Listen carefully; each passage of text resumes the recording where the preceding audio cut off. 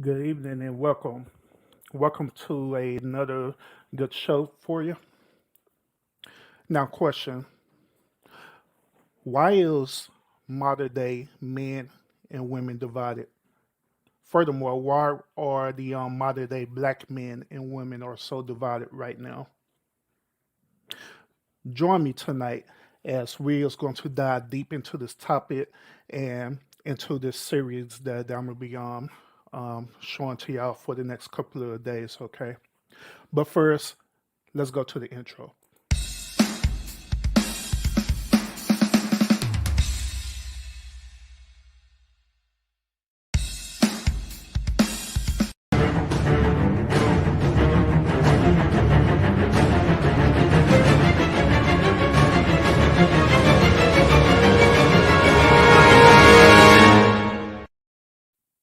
Once again, welcome everybody. I'm the official urban therapist. I appreciate y'all tuning in today.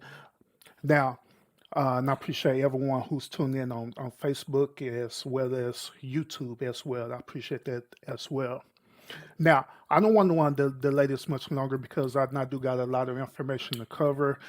This podcast is going to be a little different from the normal podcast that I do all the time. The reason why, because I'm gonna be more in a more teachable moment than just sharing this my regular perspective of truth about this topic. Okay. Now, once again, why are modern day black men and women divided? Why are thus men and women divided? Period. Now, the reason why I wanted to talk about this subject and just share with you the research that I've done behind it is because this I say for the past month or so, probably longer than that, we just been having this surgence of different beliefs about the black man and the black woman. We've been having different content creators such as Kevin Samuels, where we have Tommy Sotomayor, we have Tanya TKO, Cynthia G's. Um, we have these different content creators that's giving their different perspective about the modern day men and modern day women. On one side of the fence, the modern day men they're arguing that there needs to be change or reform within the black woman, and these change and reforms that they're talking about includes different things like the hair bunny thing, um, Kevin Samuels coining the average is best type thing, where women have to be qualified to earn high value men. There's different things like that. Then on the other side of the coin, we have women like Tanya TKO, Cynthia G, and the like, and they're more for the women and more of a feminine movement where they're fighting for equality in most cases. In other cases, it goes beyond equality, where it goes to the point where they believe in that a woman necessarily don't need a man to survive in that sense.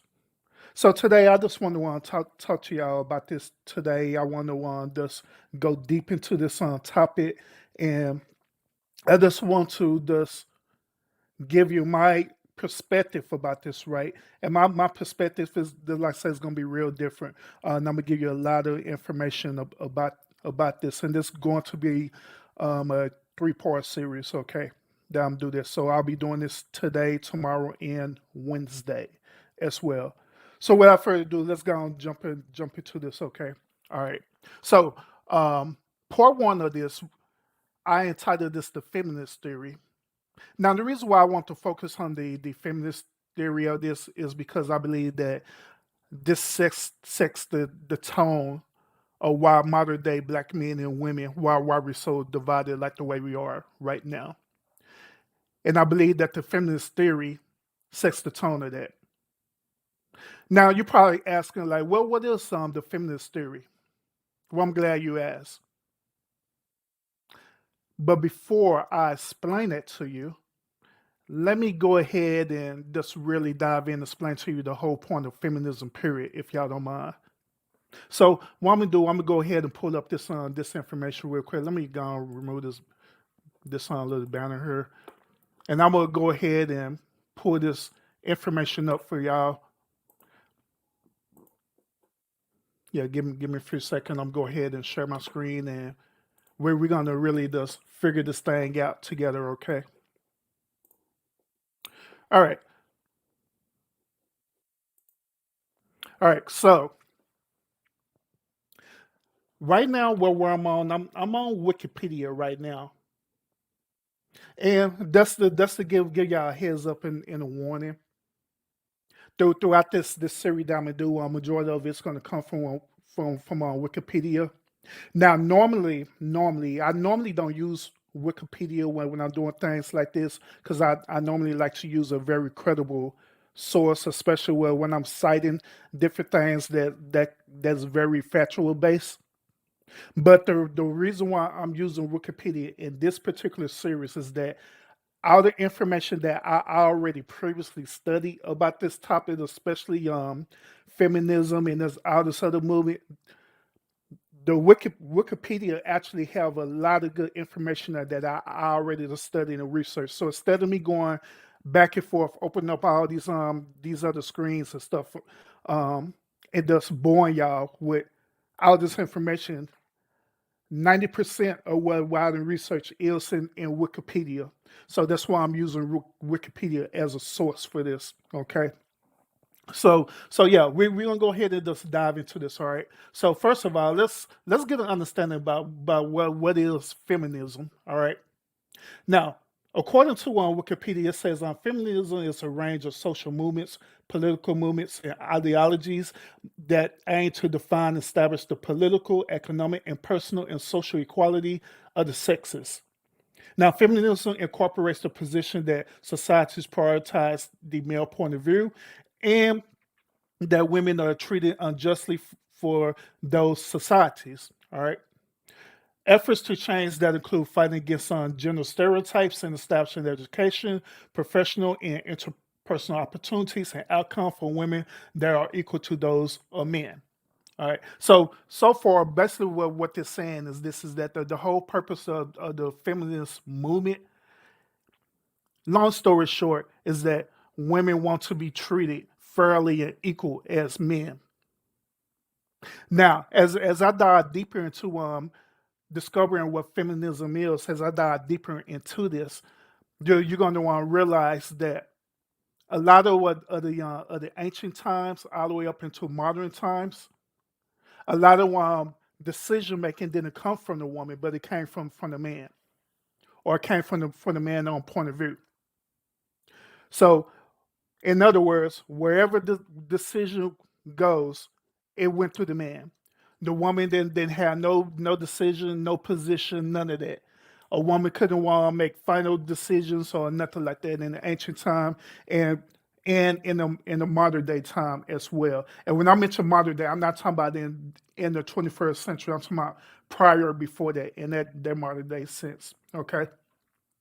So they didn't have no decision makers, none of that whatsoever. It was always up to the man to make all the decisions for us, the household concern, everything. So women start feeling some type of way about that. Thus, that's what start creating the feminist movement. All right. Hello, Ms. George Chad, and welcome. But anyway, that's what created the feminist movement. Now, are y'all familiar with who started the feminist movement? Are y'all familiar with that? If not, I'm sure with y'all real quick. All right. So the feminist movement, it didn't start here in the United States as of yet. Okay.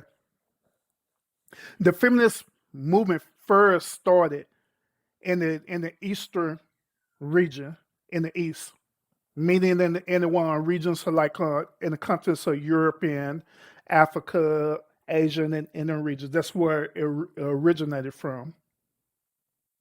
Now, I mentioned also that feminism started in also started in Africa too. Now, in part three of this series that I'm gonna do, we're gonna dive deep into the African part of that. But it's very important that we understand the beginning, which where it started at the European culture. All right, on this European side. Now, this person, Charles Fourier, Wikipedia says that he's a utopian socialist and a French philosopher, and is credited with have coined the word feminist in 1837. The word feminist or feminism or feministes first appeared in France and in the Netherlands in 1872, Great Britain in the 1890s, and in the United States in 1910. Now, 1910, that is a very important date, okay, in the United States. So y'all just remember that. All right. Now, it says also on Wikipedia that the Oxford English Dictionary lists 1852 as the year of the first appearance of feminists, and 1895 for feminism. Depending on the historical moment, culture and country and feminists around the world have different causes and goals. Once again, I'm say that again. Depending on the historical movement, culture, country, feminists around the world have different causes and goals. Most Western feminist historians contended that our movements working to attain women's rights should be considered feminist movement, even when they did not or don't apply to the term themselves. Other historians asserted that the term should be limited to the modern day feminist movement and its descendants. Those historians used the term proto-feminist to describe earlier movements. Okay, now this next part right here, it's gonna start talking about the waves of feminism. Now there are, according, if I'm not mistaken, there were four ways to the feminist movement, which I'm gonna talk about as well. And the reason why I'm talking about this because the ways of feminism is very very important to where it started and where we at right now in the 21st century. Okay, so let me let me exit out of this real quick, and I'm gonna share another screen with y'all so we could go deep into that as well. Start talking about the waves of the feminism. Okay, I'm gonna do this and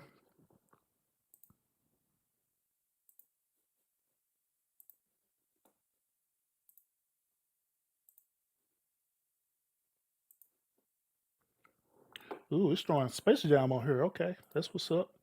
Gay Space Jam advertise. All right, now the page that I'm on right now, the source I'm using right now, and I'm actually on who's this? Oh, history.com. And this is the reason why all these pop ups are here because I'm on history.com. They always have all these pop ups and stuff going on. But I want to go on to history.com because history.com actually has really great information talking about the four ways of feminism. Okay, so we're gonna start with the first wave. Now, the first wave of feminism is this: is talking about the woman suffrage and the Seneca Falls Convention, which is very important. Okay, and now these ways of feminism, I'm fast forwarding it from the ancient culture within Europe. I'm fast forwarding it all the way into what's happening right now in the United States. Okay, now I'm doing that for a reason. The reason why I'm doing that is because first of all, the other information that I was talking to you about, it is very lengthy in process. And one thing that I encourage everybody to do, especially when I'm doing these type of podcasts, is that I encourage people to do your research as well as I did my research. Do your research, dig deep into this, so you could see exactly how the way this is lining up even into our modern day culture and and the reason why it's causing such a separation between black men and black women as of today. Okay. So I encourage you to dig deep, do your research, do your due diligence as well, okay? But I'm fast forwarding this just because it's so much information in here, and it's so much that I want to share with y'all. But at the same time, I don't want to fully lecture y'all, and I don't want to bore y'all with this neither. Okay, but I want to get this information out to y'all. All right. So the first first wave feminism. Okay, now 1848 Seneca Falls Convention, the abolitionists like Elizabeth Clay Stanton and Lucreta Mott boldly proclaimed in their now famous Declaration of Sentiments that we hold these truths to be self-evident that all men and women are created equal. Now, before I go further, don't that sound familiar? Do y'all remember somebody else saying that? We hold these truths to be self-evident that all men and women are created equal. Y'all remember that? But anyway, controversially, the feminists demanded their sacred right to elected franchise or the right to vote. Now, why is this important? Why is this important? It's because once again, in the beginning, I was telling you that um, the whole idea of the feminist movement is because women want to be equal with men. And the reason why they want to be equal with men is because the men of the time was mistreating them, okay? They wasn't allowing them to have no decision making whatsoever. You can even look at it in this perspective too. You could look at it in this perspective that the women prior before they received their rights, they was treated nearly close on the same level as the one African American slaves at this time. Close on the same level, but not all the way where they was getting, beaten and hunted, and all the stuff there, lynched and stuff. But that was pretty close because the men of that time was cheating on them. The men of that time was being verbally and physically abusive to them, and all kind of stuff was going on with them in the United States. So the woman didn't have no right to anything. Wherever that man said, that's what went, and it didn't matter if that man, if that man was a one slave master or a slave owner. If he decided that he said, "Hey, I want to sleep with one of the slave girls," it was nothing that his wife could do about it. Also, for say okay during that time. So that's why it became important to them to start fighting for their own rights. And the reason why they was focusing on voting because voting it enters into the political realm. Let me say that again. Voting enters into the political realm. So once when you enter into that political realm and you start getting your rights to vote, then you can have your rights to do a whole lot of a whole lot of stuff too, which is rights to work, rights to participate in Congress and Senate, rights to create laws and amendments. All these different things played a huge role in this. So that's why they focus on first getting a right to vote. All right. Now it also said many attendees thought voting rights for women were beyond the pale, but were swayed when Frederick Douglass argued that he could not accept the right to vote as a black man if women could not claim that right as well. When the resolution passed, the women's suffrage movement began in its earnest and dominated much of the feminism and for several decades. Now, this part is also important too, because of Frederick Douglass' role in the feminist movement. Okay, now I had told you earlier that Charles he was one of the one founders of the feminist movement. A man was a founder of the feminist movement. Okay, now, later on down the line in the United States in this year, 1848, Frederick Douglass played a huge role in implementing this feminist movement. Okay. Now, the reason why Frederick Douglass was hugely a part of this feminist movement is because what I was telling y'all earlier. Okay. I told y'all earlier that the reason why the women wanted to have their rights is because they was treated just about on the same level as the slaves. The only difference is that they wasn't raped, they wasn't pillaged or nothing like that. That's the only difference. But however, that was on that same level for us being mistreated and stuff. So these women like Elizabeth and Lucreta Mott, what they did, they ended up on convincing Frederick Douglass that their one suffering is the same as the black man suffering. They ended up on convincing that hey, we all on the same coin. So since we all on the same coin, why not we band together in this movement and pass this movement? Um, that way, not only women can get their rights, but the slaves can be free as well and get their rights as well as black people get their rights as well. So that's why Frederick Douglass went on and participate in this movement, and this was what caused, and also this is what caused African American people to be part of this feminist movement. Now, later on down the line, they called this I think the Equal Right Act, if I'm not mistaken. It's either the Equal Right Act or the Civil Rights Act, one of them two.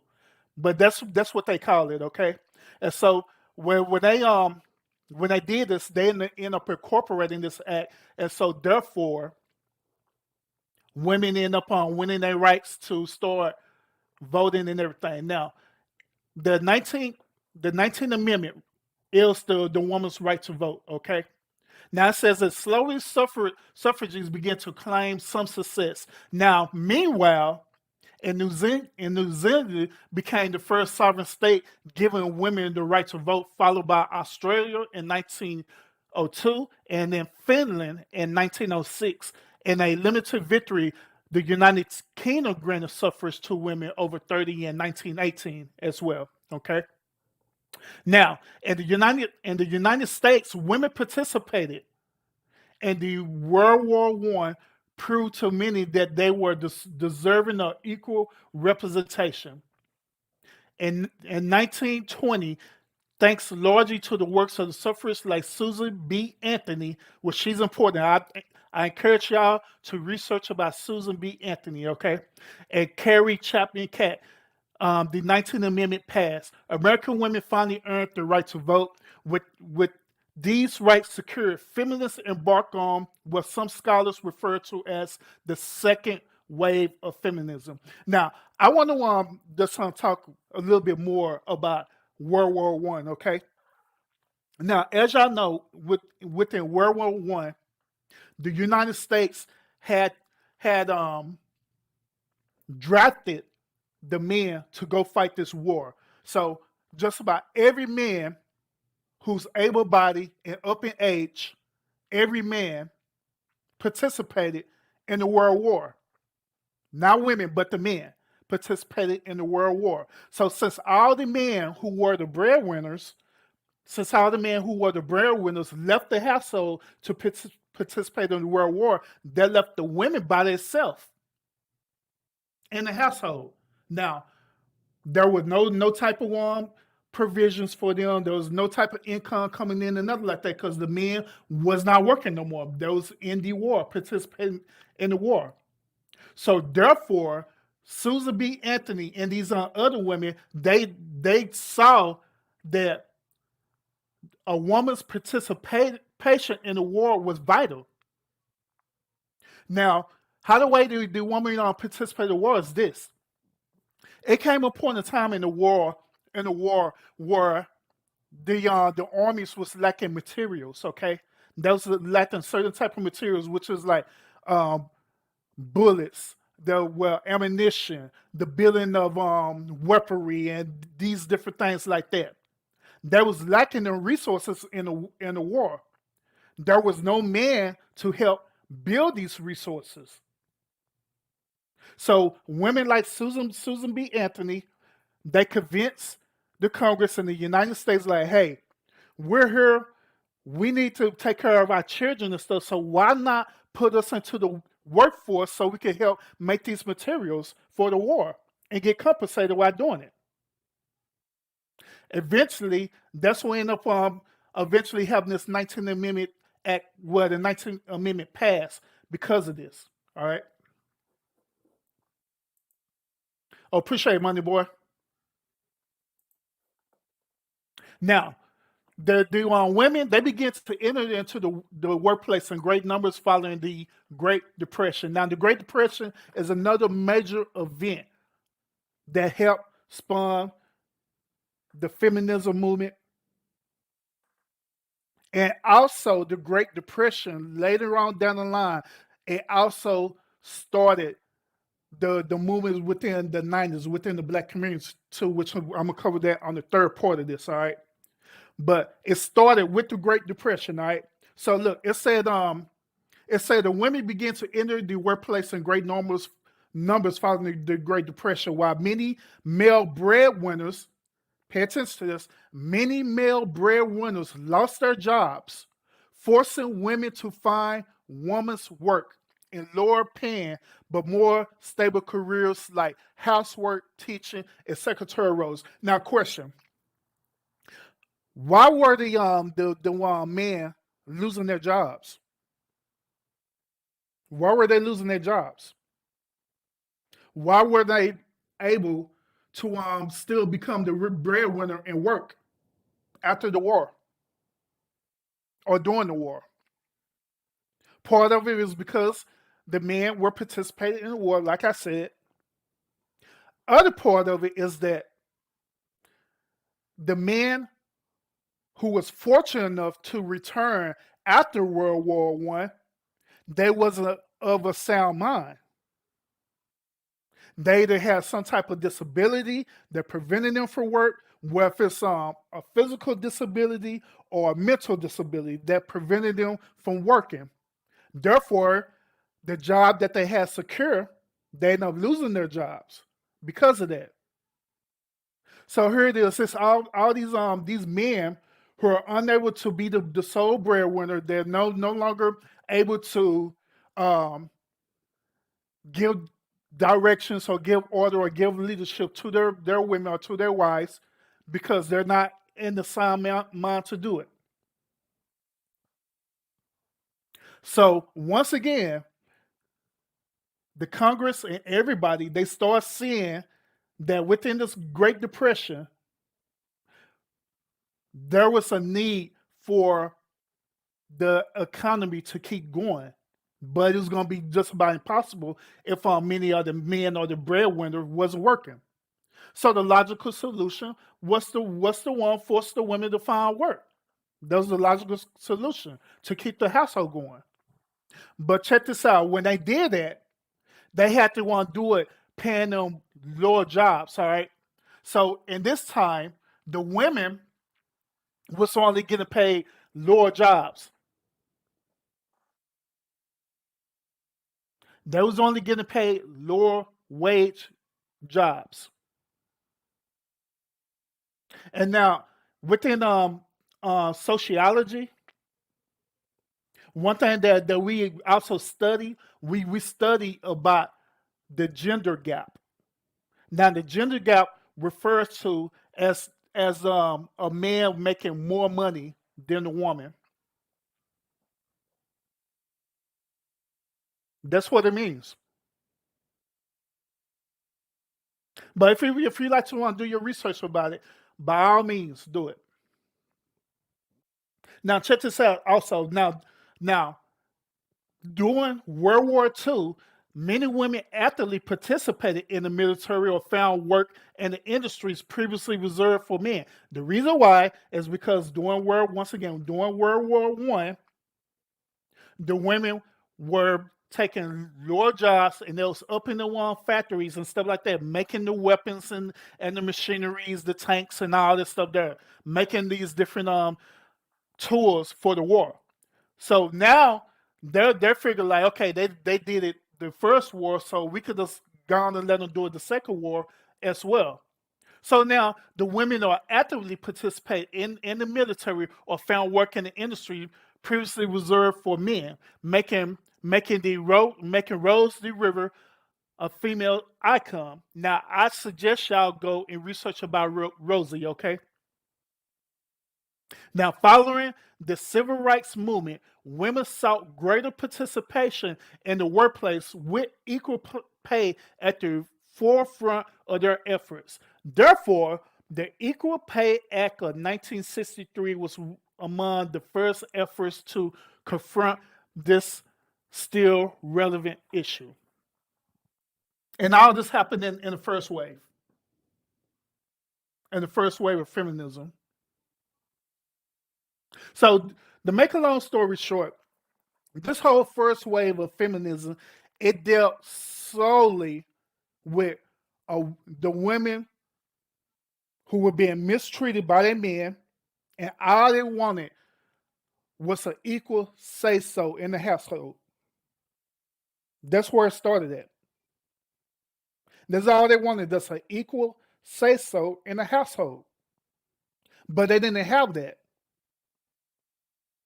So therefore they start fighting for their right to be equal to their men.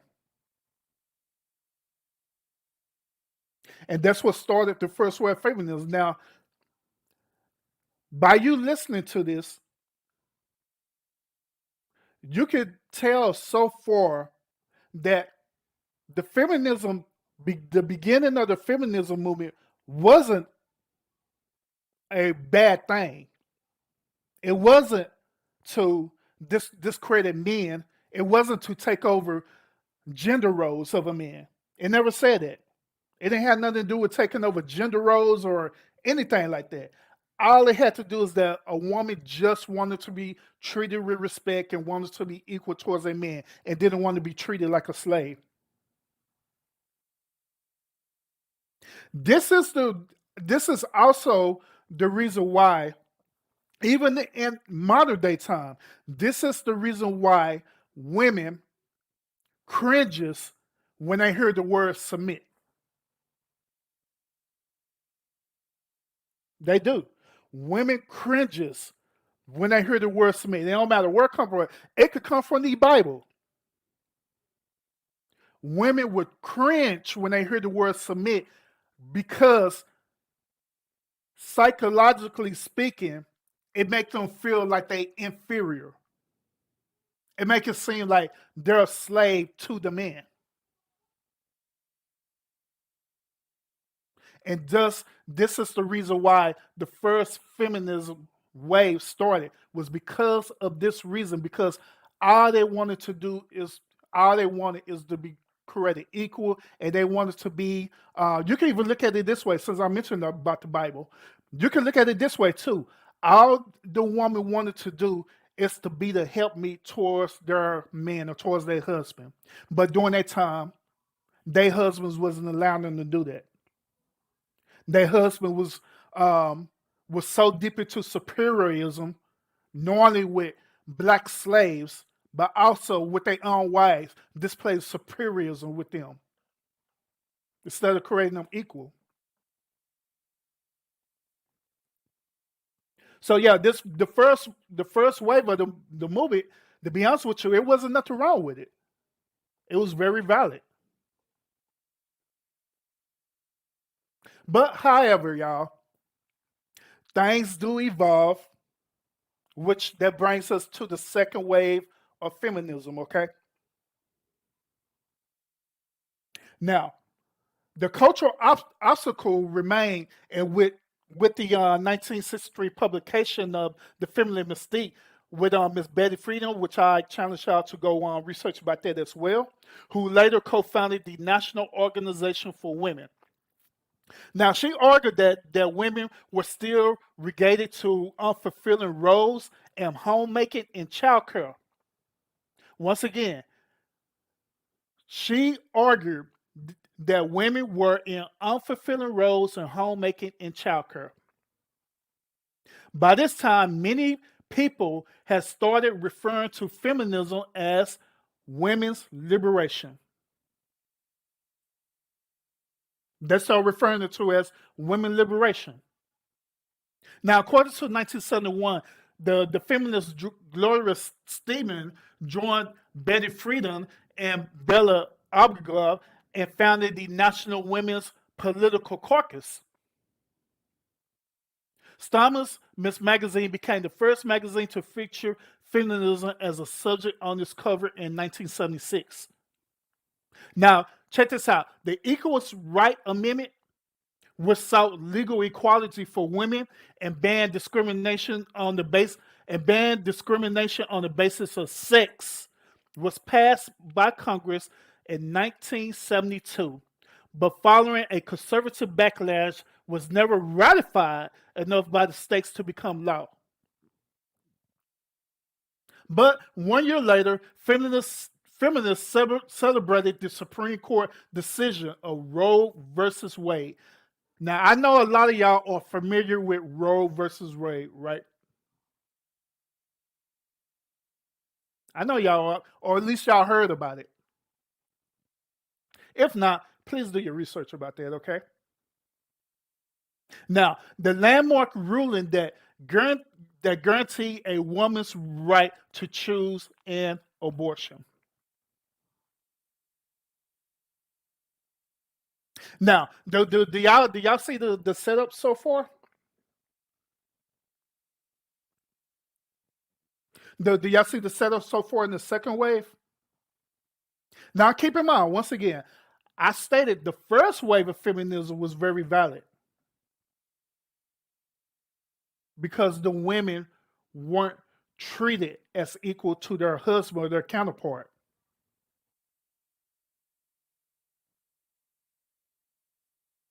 But the second wave is starting something, all right? The second wave is evolving into something to worry at in the modern day with feminism.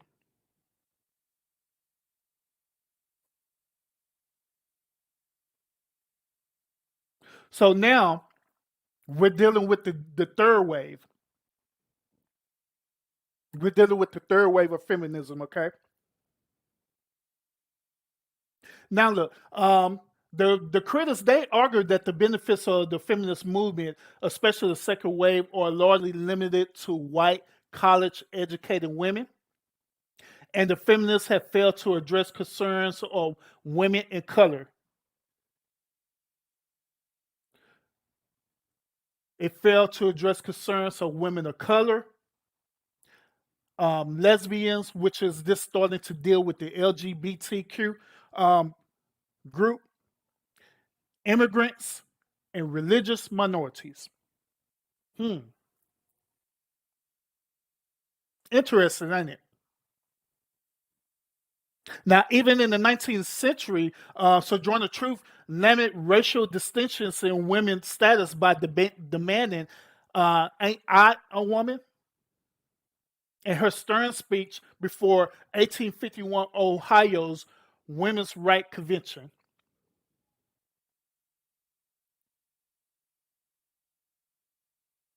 Now, y'all see how how this movement is starting to evolve more and more and more, right?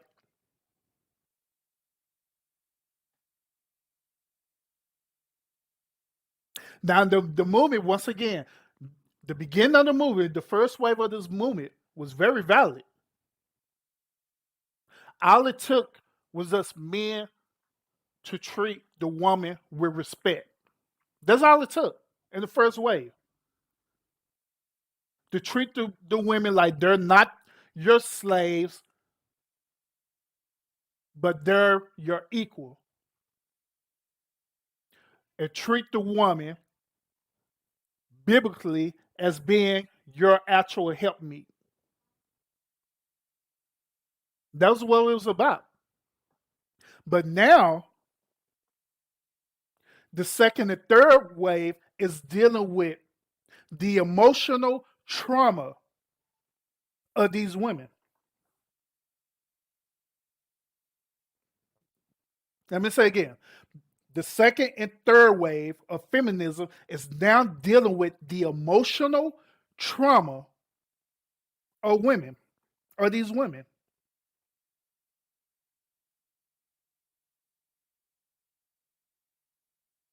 So instead of dealing with their emotional trauma after the first wave, instead of dealing with that first, they decided to just go ahead and, you know what, I got I'm in my feelings now. These men had treated us wrong for so long. I'm in my feelings now, and so we're gonna do more than try to win our rights. We're gonna teach these men something. We're gonna do more than try to want to win, have our rights. Now we're gonna hit these dudes in the jugular now. So what we're gonna do? We're gonna fight for our rights to have an abortion, because if you take away of a man's legacy, hear me again. If you take away of a man's legacy, then yeah, that will hurt him. Thus, where Roe versus Wade comes into play.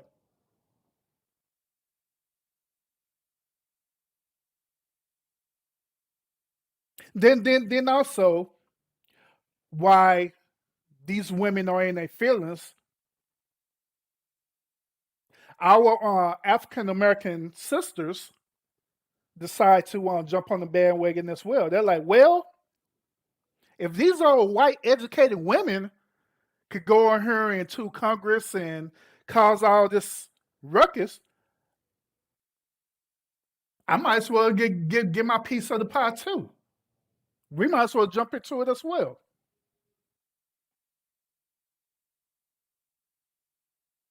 And this is starting the beginning of the movement in the African American community in the United States. This is starting the beginning of the movement where welfare,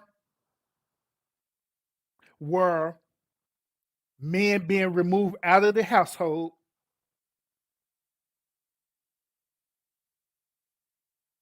where same-sex relationships and situations start developing. So now it's getting beyond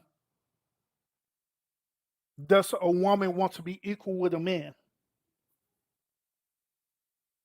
It's getting beyond that now. Now the entire movement is based on feelings and emotional trauma. So therefore, the founding women of this second and third wave of this movement decide to go into the Senate, go into Congress, and created these laws.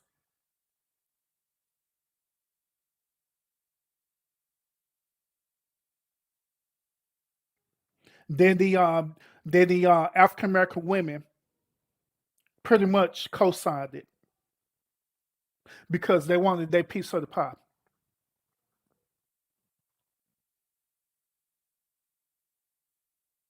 Now, I also changed out the research about Sojourner Truth, but I'm gonna read what Sojourner Truth said right here. Sojourner Truth, she said this, ain't and you know she black too. The way she said it, she said this: "Ain't I a woman? Look at me, look at my arms. I have plot and planted and gathered into bonds, and no man can head me. And I a woman, I could work as much and eat as much as a man when I could get it, and bear the lash as well. And I'm a woman. I have borne 13 children and seen most of all sold off to slavery. And when I cried out with my mother's grief, none but Jesus heard me. Ain't I a woman?"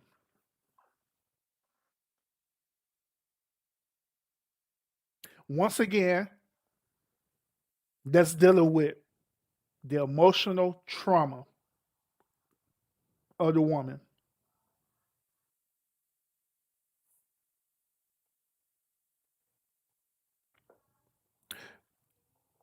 It's dealing with the emotional trauma of a woman.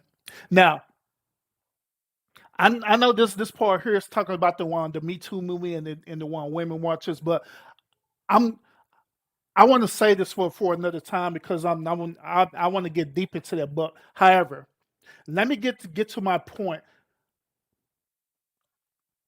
of defining the feminist theory to y'all. Okay, so let me go ahead and exit out of this real quick, and I'm gonna go and I'm gonna share the screen again so I could get into my point about what is the feminist theory. Well, what is that about?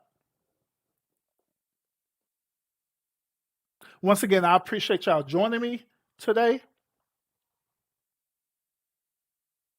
and I appreciate y'all input. And I'm gonna address the comments later too as well. I see y'all. Think it's there. Yeah, here it is.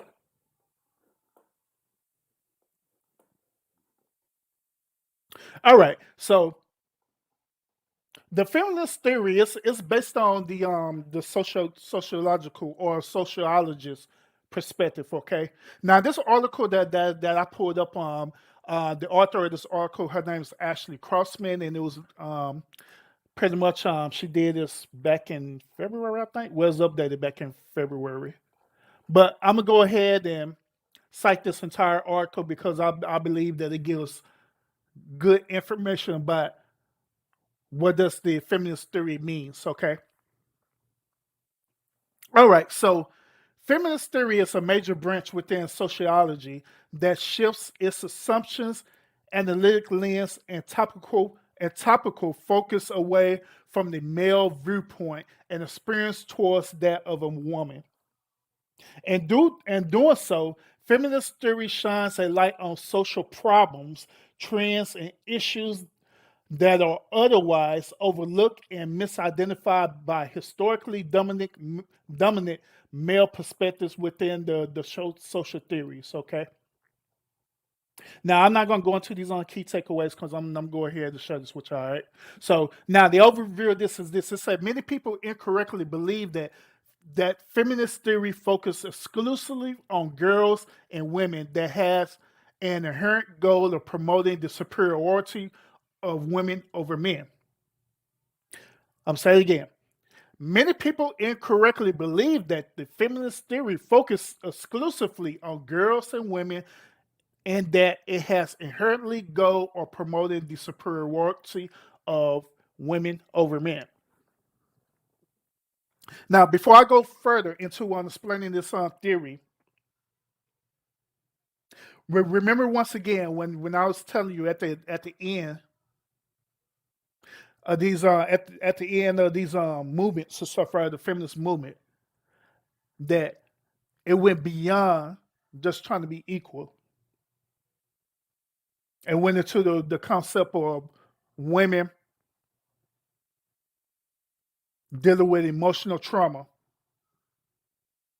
And you could furthermore theorize that the woman started developing a superiority role. You could go into that in theory because that's pretty much how some of these branches of the feminism movement is happening right now. Is that these women they're more in a superiority role or having this superiority, or you can even say having a supremacist mentality. Now these are the women who say that they don't need a man, and they can survive without a man. Man, this blah blah blah. Women hear me roar and all this stuff. There, them type of women. Okay, but the feminist theory, however, is different.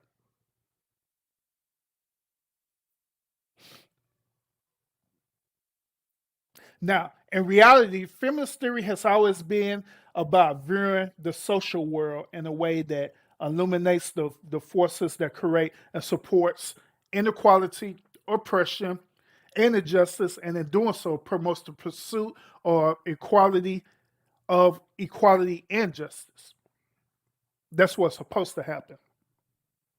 That said, since the experiences and perspectives of women and girls were historically excluded for years from social theory, In social science, much feminist theories has focused on the interactions and experience within society to assure that half of the world's population is not left out of how we see and understand social forces, relations, and problems. While most feminist theories throughout history has been women, people of all genders can be found working in the discipline today.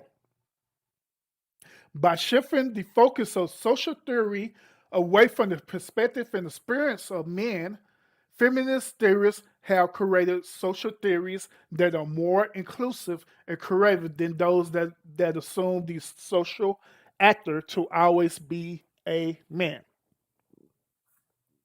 Now, let me skip down to the gender differences. Okay. Now, some feminist theory provides an analytical framework for understanding how women location and experience of social situations differ from men. Now, look, for example, cultural feminists look at the different values associated with womanhood and femininity as a reason for why men and women experience the social world differently.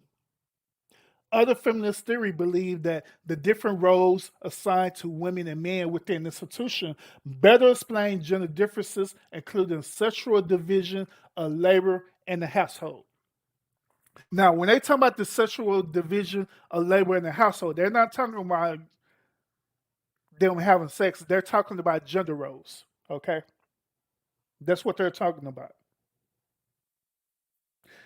Existential and the phenomenological feminists focus on how women have been marginalized and defined as other in patriarchal society.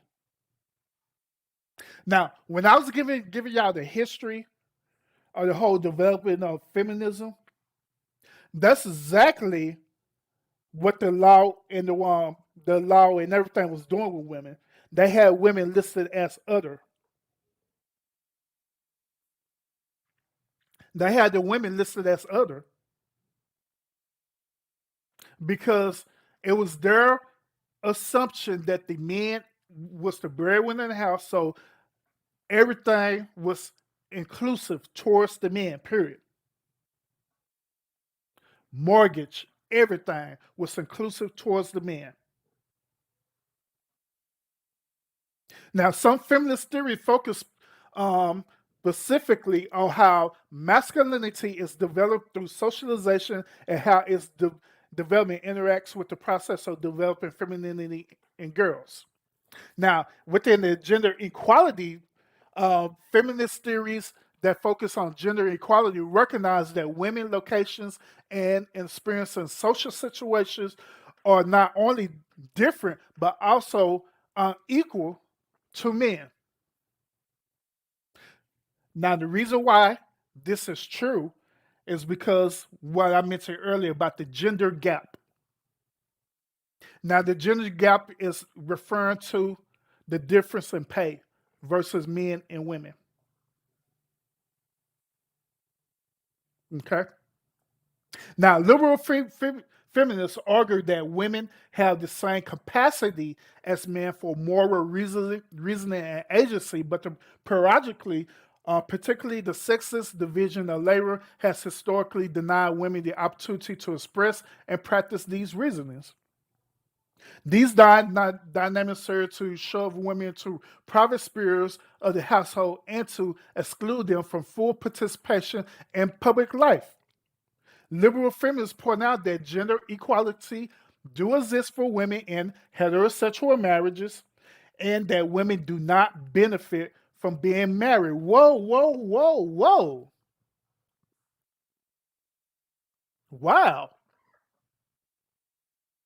So what is up with this thing with the men on the other hand saying that they don't benefit from being married? But according to this theory, it's actually saying the other way around that women don't benefit from being married due to the heterosexual role in the marriage. Interesting, ain't it? Now, indeed, these feminist theorists claim married women have higher levels of stress than unmarried women and married men. Therefore, the sexual division of labor in both the public and private spheres need to be altered for women to achieve equality in marriage. Now, once again, I'm reiterating again that in the beginning of this movement, it was all about trying to be equal in the household. It was all about the man giving respect to his wife and not treating her like she's a low level slave.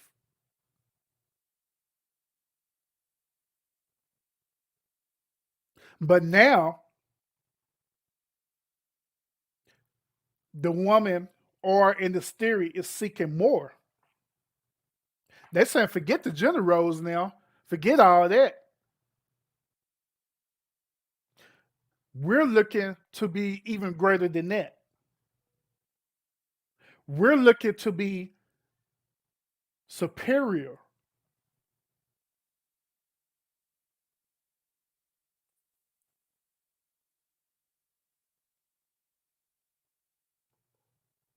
Now, I'm gonna want to skip down here because they're gonna mention something very important that I want to share with y'all. Okay, now the structural oppression is really really important. Okay, now structural oppression theories posted that women oppression and inequality are a result of capitalism and bureaucracy and racism. Interesting, huh? Socialist feminists agree with Karl Marx. Now, if you don't know who Karl Marx is, please, please, please, out of everything I told you to research, please research Karl Marx and Friedrich Engels. Please research them. But anyway, the working class is exploited as a consequence of capitalism, but they seek to extend these explorations not just to class, but also to gender. Now, the intersectionality theorists seek to explain oppression and inequality across a variety of variables, including class, gender, race, ethnicity, and age. They offer the important insight that not all women experience oppression in the same way, and that the same forces that work to oppress women and girls also oppress people of color and other marginalized groups.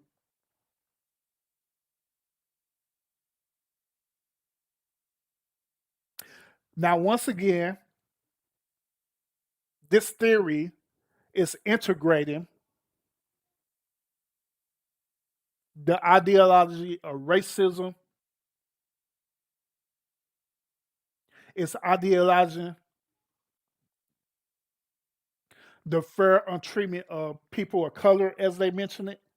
And so, what it's trying to do is trying to integrate all of that into one. That's basically what it is. And that's basically what the feminist movement now in modern time is trying to do in this country. It's trying to do right now.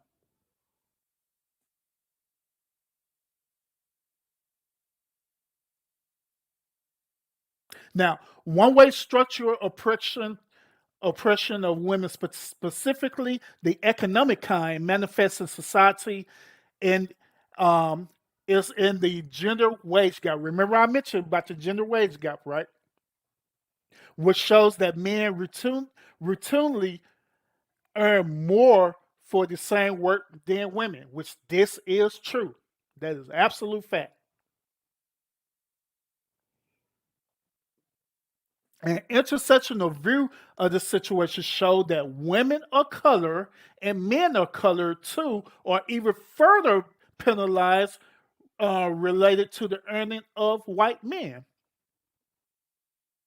So now in this theory, not only women, period, are dealing with the gender wage gap, but now they're saying that People of color are part of this wage gap too. In the late 20th centuries, this strain of feminist theory was extended to account for globalization of capitalism and highest method for production and accumulated wealth centered on exploitation of women workers around the world.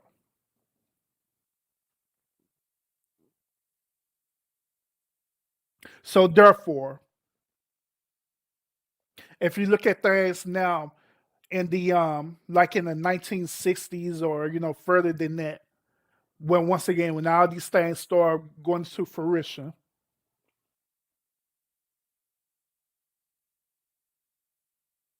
when things such as when the Congress and stuff, when the Congress issue out drugs into the African American community, and the men of color end up getting a hold to these drugs for two reasons.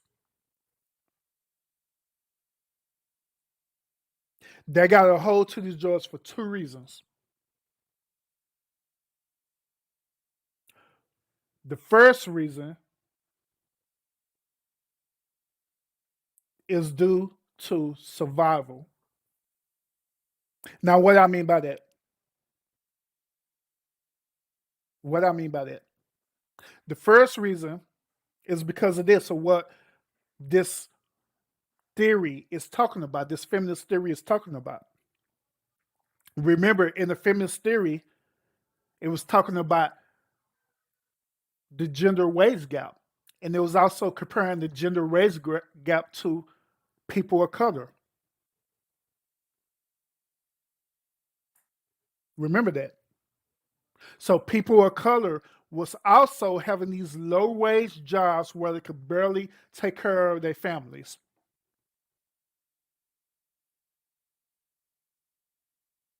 So they enter these drugs into the communities, preferably crack or heroin and all this stuff there.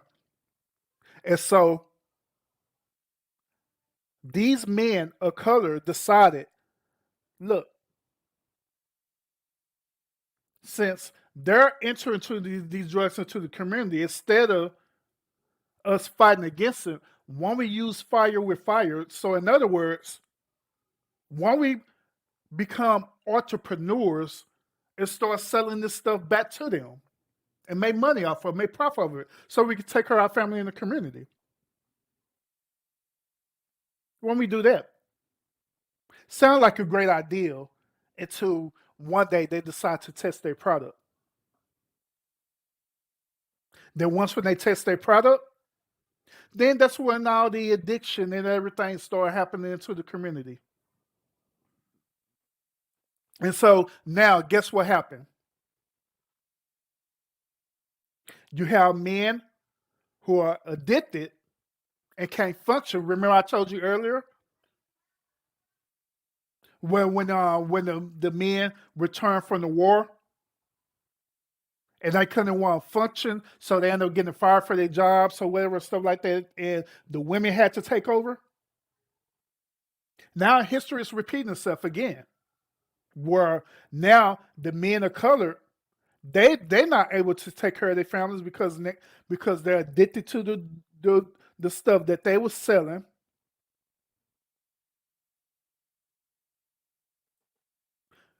And the second part of it is that they use it so they can lock them up for using illegal drugs.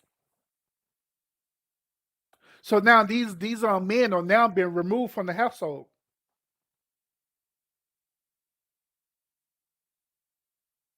And it leaves the woman in a poor position. So now the woman has a choice. She needs to figure out how she's going to take care of her family without the man being present, without the man being the sole breadwinner. Now, also keep in mind too, this is the same. thing where people like Kevin Samuels is talking about, where he argued that the structure of the heterosexual household was like this, where the man was the sole breadwinner, he paid all the bills, whatever, he had a final say so, he got the biggest piece of the chicken and everything. Why do women, quote unquote, submit it to the men? Not understanding that the whole ideology came from in the beginning with their European counterparts or with their slave master, teaching them the same concept, teaching them the same exact concept. And the same concept is this: treat your wives as a slave because you're the breadwinner, you're the leader, and you're over them, and they're beneath you. Same concept.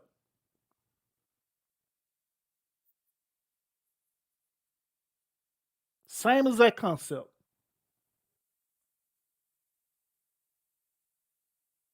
So as you can see,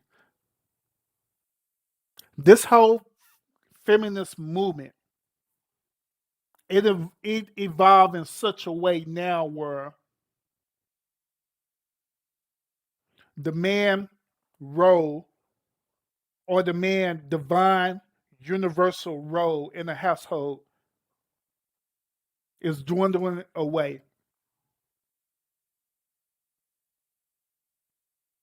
especially in the black family household and black community.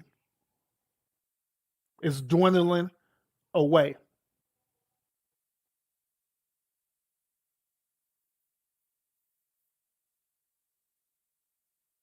And this is where we at right now with the feminist movement.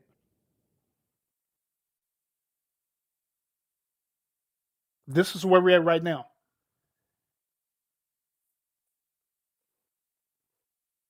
Now,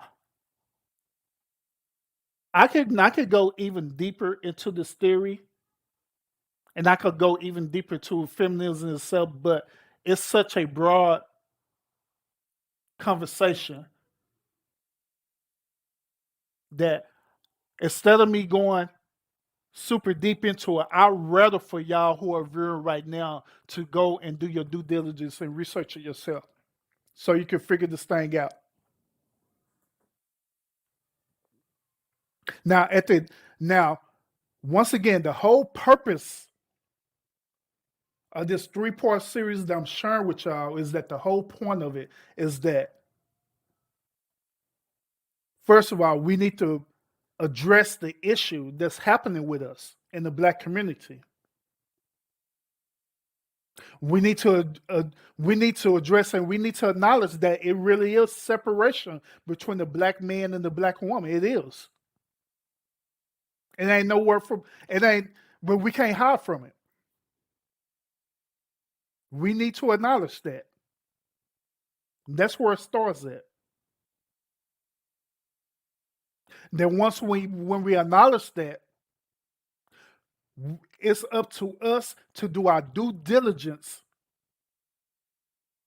and see where the problem started at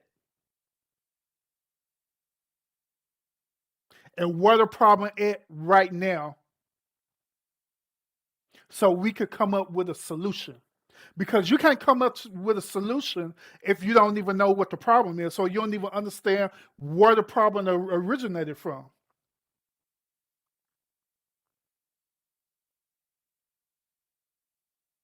I put it to you this way, I use this analogy too. It's like a doctor, right? It's like a doctor who's trying to figure out his patient cure. He's trying to figure out what is going on with his patient. So the doctor is not going to just cut the patient open and hope that it's going to work out. Because if he do that and cut the patient open, he risks harming the patient even further. So what the doctor truly does is this: the doctor takes time out and examine the patient. Start asking questions. Start figuring out where's the origin of the problem. Where did it started from? Digging deep, finding out where it started from. Then once when that doctor figure out the origins of where it started from, the doctor start using his expertise, his knowledge, his resources, and everything to start figuring out a cure. But he's not going to just figure out the cure all willy nilly or nothing like that. It does hope all is well, or he's not going to just assume that this is what it is and have a biased perspective about it. He's going to analyze every possible situation of what's going on with his patient or she. He's going to analyze he or she going to analyze every possible situation that's going on with his patient. The doctor is going to be unbiased in doing this. Not biased, not sticking to this one viewpoint and roll with it. Because if he does that or she does that, then they risk the chance of missing out on an issue or a bigger issue. Likewise, with our separation with black men and black women, this situation doesn't require for us to continue to be biased. It doesn't require for us to, hey, women need to be modern. They need to go back to the traditional role. That's being biased. Or the woman, on the other hand, now the man needs to do this and that. Men's are dusties and whatever and stuff, and we can live on our own. That's being biased. No, the solution is for us collectively having an unbiased perspective where we could dig deep and figure this thing out once and for all. And we bring all this stuff together and formulate a solution. Now, it is my goal of this 3-part series that I'm going to do that. And this first part, I'm being unbiased with it, and I'm showing you the female part of this, or their argument part of this, or why it is what it is. Now, when you join me tomorrow, I'm going to share the male point of view. And I'm going to present the information unbiased. And like everything, like I say, and I keep reiterating this over and over again because it's very important that even with me presenting all this information, presenting all this evidence, it's up to you to do your due diligence, do your part, to do your part of research and figure it out. It is.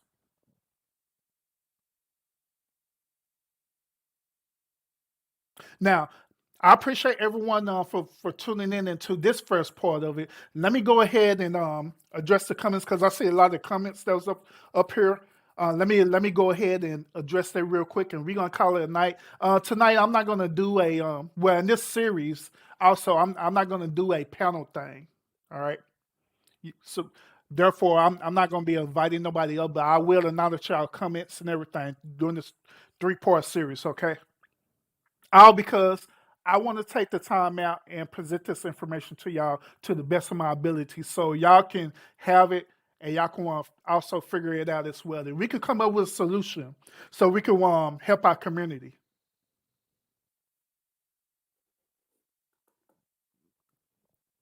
I'd like to acknowledge Miss Johnson. She's in the house.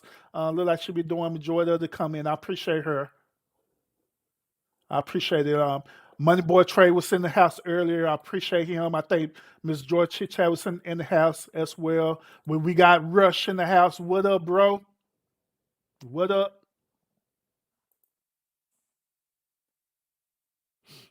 All right. So let me go ahead and address some of these comments that will be done.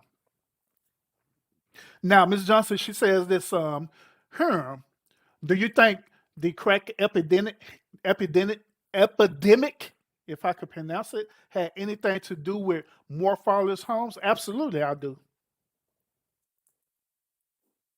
Absolutely, I do.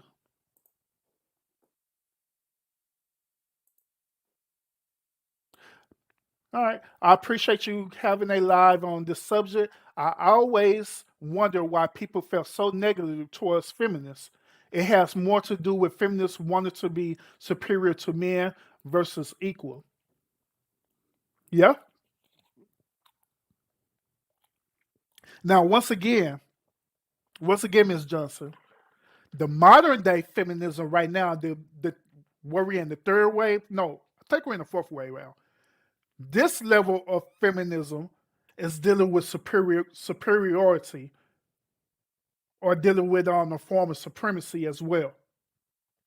This way, but the first wave was solely because all the woman wanted to do was be equal towards their counterpart. That's it. That was the whole point of it. That was it. Because they wasn't being treated as equal. That's treated just about on the same level as a black slave. The only difference that they wasn't being lynched and hunted and raped and privileged and all this stuff. And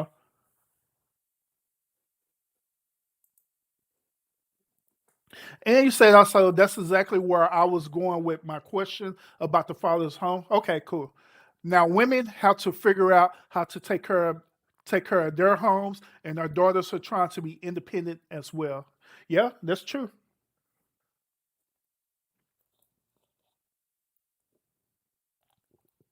Yeah, especially since the fathers are not present in the household.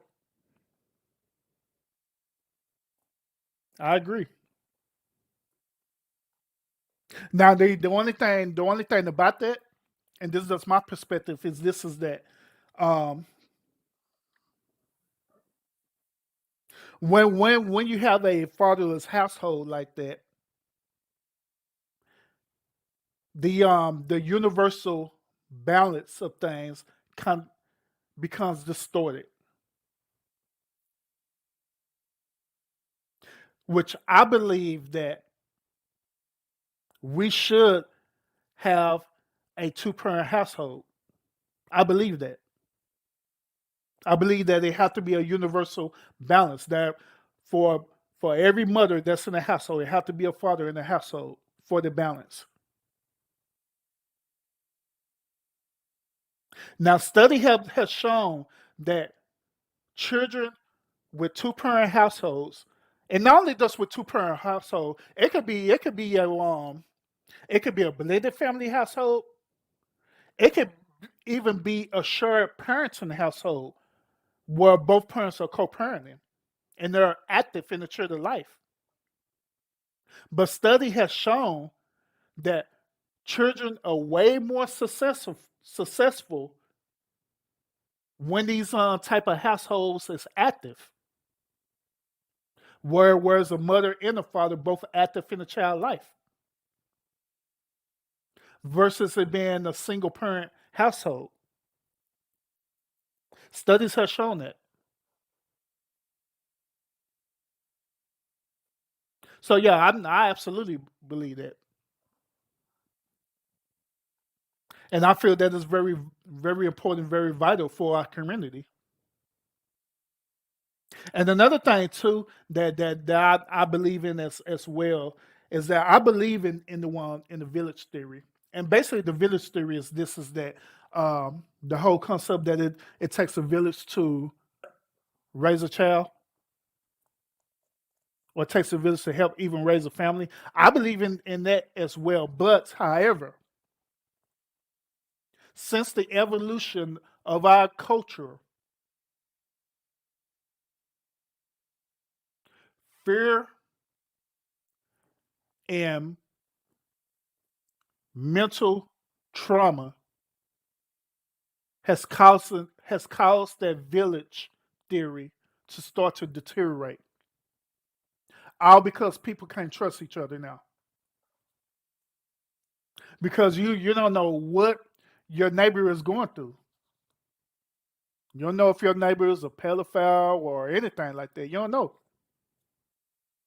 You don't know if that neighbor is a narcissist or any of these negative type of behaviors. You don't know unless you fellowship with that neighbor. But even then, you don't know unless they start resembling them type of behaviors. So yeah, even though I believe in it, I also understand it as well as why not a lot of people want to participate in it due to fear and due to different people emotional trauma behind it. So yeah, I mean I understand. I wish and hope that that village mentality could be reestablished again. But in order for it to be reestablished, we got to want to take care of things in house too. And when I'm saying in house, I'm talking about in the black community. We got to come into a realization or understanding of one another, treat each other with respect. The woman is not the slave of the household, but she's your equal. And the man in the household as well, he's not to be emasculated or anything like that, but he's your equal as well. Hey, what up, part of my presence?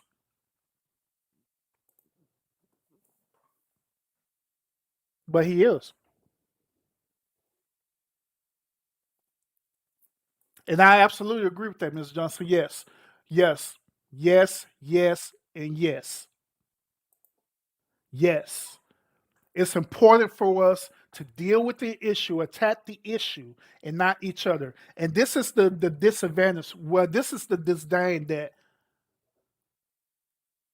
separate me from these other content creators, such as Kevin Samuels and Cynthia G's and all them, is because instead of attacking the issue,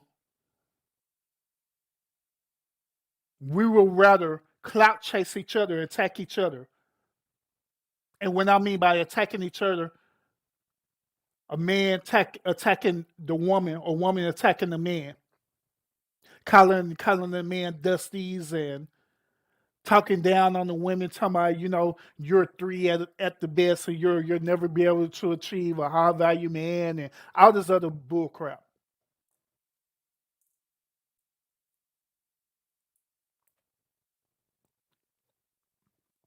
So yeah, absolutely. We got to deal with this. We got to attack the issue. We do. So that is that's it, y'all. Yeah, and I'm figuring to jump off. And I think I was invited to get on another panel. Well, get on somebody panel. Dang. Oh yeah, absolutely, absolutely, absolutely, bro. Then like Doctor Jefferson, she was asking me. I think when I was on her panel the other night, she was asking me, well, why do I subscribe to all these people if I don't agree with some of their stuff? And my reason why is simple is because at the end of the day, I still do believe in supporting people, even if I disagree with what they say. So yeah, that's why I subscribe to them. To be honest, there also another reason why I subscribe to them too is because I just be trying to want to get an understanding of where they at, where their mentality is at. So it could help me personally formulate a solution.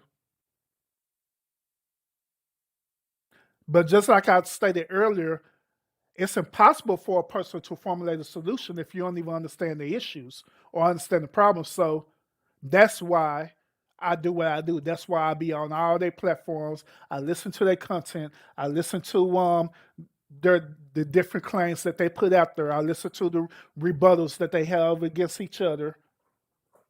Why I'm investigating them and observing.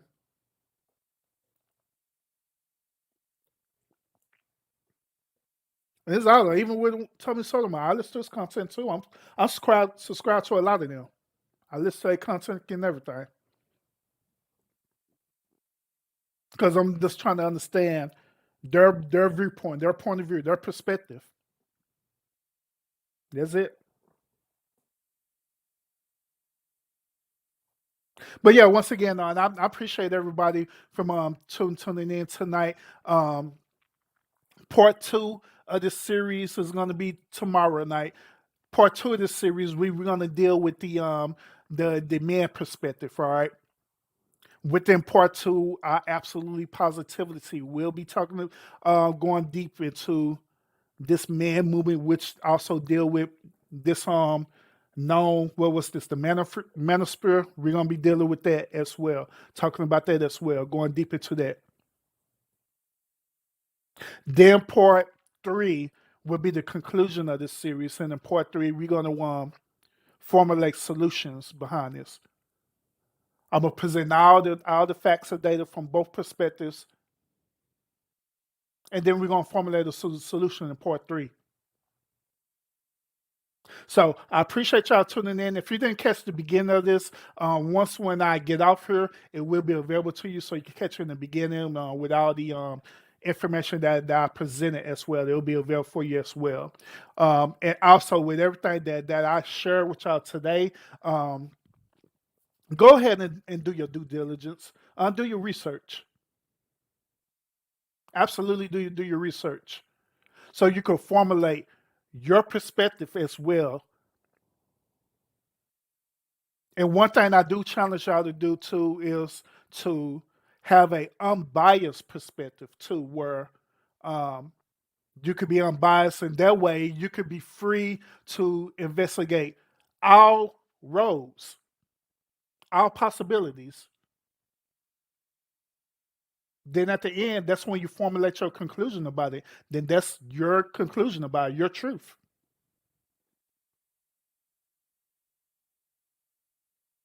So yeah, so I appreciate everybody for tuning in. Now we'll be back on again at my normal time. I think 9 o'clock. I was kind of late today, but I'll still getting some stuff together. My bad, y'all. But I will be on at 9 o'clock on tomorrow too. That's Central Standard Time. I'll be on. Oh, also, part of my presence, I did see that you went live today. So when I get off of here, I'm gonna check out your live too as well. All right, I just couldn't do it right now because I was busy preparing for this one, but I will check on it as soon as I get off of here. But all right, everybody, y'all continue to fight fate with faith, and I will see y'all tomorrow.